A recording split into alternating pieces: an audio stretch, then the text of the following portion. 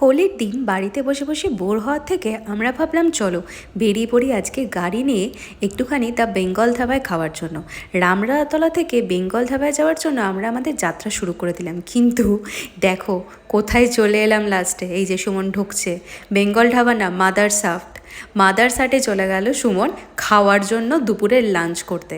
আর মাদারসাটে আমরা যখন মায়াপুর থেকে ফিরেছিলাম তখন আমরা খেয়েছিলাম, তো এখানকার অ্যাম্বিয়েন্স, খাবার দাবার সব কিছুই লেগেছিলো আমাদের খুবই ভালো। আর আজকে তাই ভাবলাম যে ঠিক আছে চলো লাঞ্চটা না হয় আজকে মাদারসাটেই করি।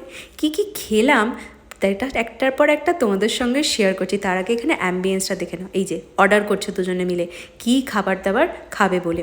খাবারের এবার লিস্টের মেনুটা চটপট বলি তোমাদেরকে।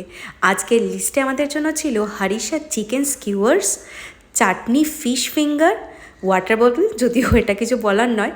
আচ্ছা, মায়ের বাড়ির নিরামিষ মহাভোজ, তার সাথে সাথে গড়গড়ে মুরগি কষা, কাঁচা লঙ্কা চিংড়ি, স্টিম রাইস, ঘি দিয়ে রসুন লঙ্কা নান, জিরে মরিচ মাংস ভুনা, গন্ধরাজ স্মুদি, আমপান্না শরবত, বেকড রসগোল্লা। যা টেস্টি, দারুণ লাগলো আজকের খাবার।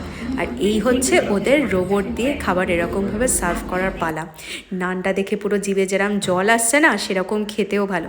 যারা যারা এখনও মাদারসাটে খাওনি, আমি তো বলবো চটপট চলে যাও, বিকজ এখানকার খাবার দাবারের নামগুলো যেমন ইউনিক, খাবারগুলোও খেতে খুবই ভালো। আর এটা তো সমস্ত মহিলা মিলে একসাথে হচ্ছে চালাচ্ছে।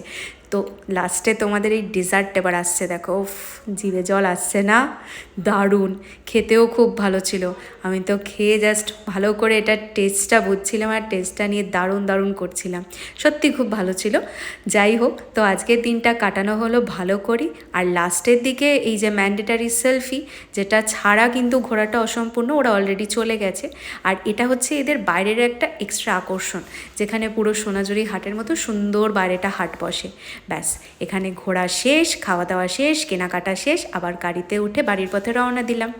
এবার বাড়ির পথে রওনা দিতে দিতে সুন্দর সুন্দর দৃশ্যগুলো তোমাদের শেয়ার করছি।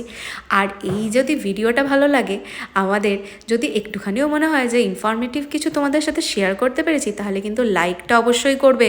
আর নিচে দেখো কমেন্ট বলে একটা অপশান আছে, কমেন্ট করে জানালে আমার কিন্তু বেশ ভালো লাগবে নেক্সট ভিডিওটা বানানোর জন্য।